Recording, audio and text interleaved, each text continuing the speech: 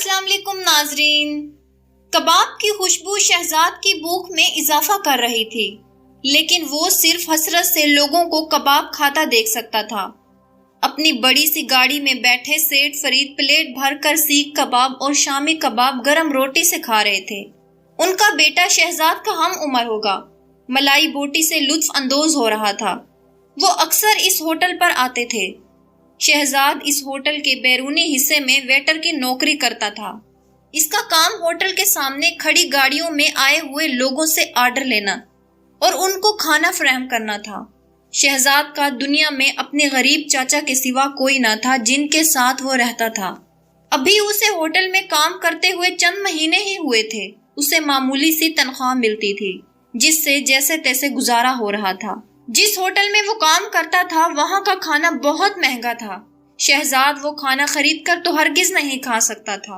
अलबत्ता कभी कभी होटल के मालिक खुश होते थे तो तमाम नौकरों को खाना खिला देते थे, लेकिन ऐसा भी महीने में एक आधा बार ही हुआ करता था।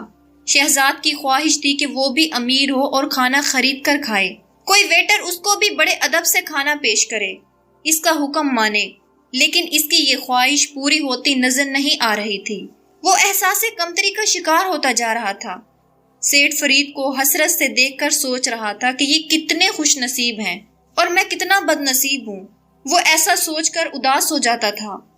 इसके चाचा अक्सर कहा करते थे कि उदास ना हुआ करो, दुनिया में हर इंसान की जिंदगी मुख्तलिफ होती है।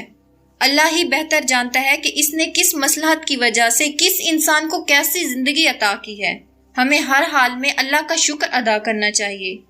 वो पूछता, लेकिन चाचा हम ही गरीब क्यों हैं? चाचा समझाते, बेटा दुनिया में सिर्फ हम ही नहीं लाखों लोग गरीब हैं। अमीर लोगों के अपने मसाइल होते हैं और गरीबों के अपने। अल्लाह सबको आजमाता है दुनिया में, किसको हमेशा रहना है। भला कामयाब वो है जो अल्लाह की रजा में राजी रहे। शहजाद अक्सर चाचा से बहस करता और कभी कभी उसे चाचा की बातों से सुकून भी मिल जाता, लेकिन चंद दिनों के बाद वो सब बातें भूलकर फिर से उदास हो जाता था। इस दिन भी शहजाद बहुत उदासी से लोगों को खाना खाते देख रहा था। बारिश का मौसम था, लोग तफरीह कर रहे थे और हजूम भी बहुत ज्यादा था। सेठ फरीद की गाड़ी आकर रुकी। दिल ही दिल में उनकी किस्मत पर रश करके उदास होने लगा। बोझल कदमों से वो सेठ साहब की गाड़ी के पास खाने का ऑर्डर लेने गया। जी साहब, क्या खाना पसंद करेंगे? शहजाद ने पूछा।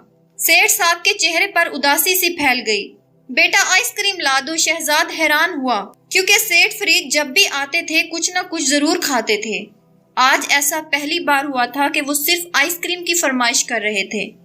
इसी दौरान होटल के मालिक, जो कि सेठ फरीद के दोस्त थे, वो भी वहां पहुंच गए और कहा, फरीद साहब आज सिर्फ आइसक्रीम से पेट भरेंगे क्या? सेठ फरीद की उदासी में मजीद इजाफा हो गया और बोले, बस बहुत खा पी लिया, अब तो हम सिर्फ आइसक्रीम ही खा सकते हैं। वो क्यों? खैरियत कमर साहब ने हैरत से पूछा। क्या बताऊं कमर साहब, मुझे गले का कैंसर है, फिलहाल मैं आइसक्रीम के अलावा कुछ नहीं खा सकता। डॉक्टर ने सख्ती से मना किया है। सेठ फरीद आहिस्ता आहिस्ता बोल रहे थे, शायद उनके गले में दर्द हो रहा था। शहजाद ने आंखें फाड़ कर हैरत से सेठ फरीद की बात सुनी और आइसक्रीम लेने चल पड़ा।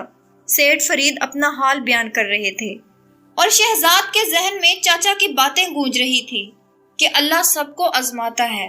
शहजाद के पास दुनिया की सबसे बड़ी दौलत सेहत थी। अचानक उसे लगा कि वो सेठ फरीद से भी ज्यादा अमीर हो गया है। जी हाँ, सेहत एक बहुत बड़ी दौलत है और जिसके पास सेहत है वो अमीर है। अगर आपको वीडियो अच्छी लगी हो तो वीडियो को लाइक करें, चैनल को सब्सक्राइब करें और शेयर करें। मिलते हैं एक नई वीडियो के साथ। अल्लाह हाफिज।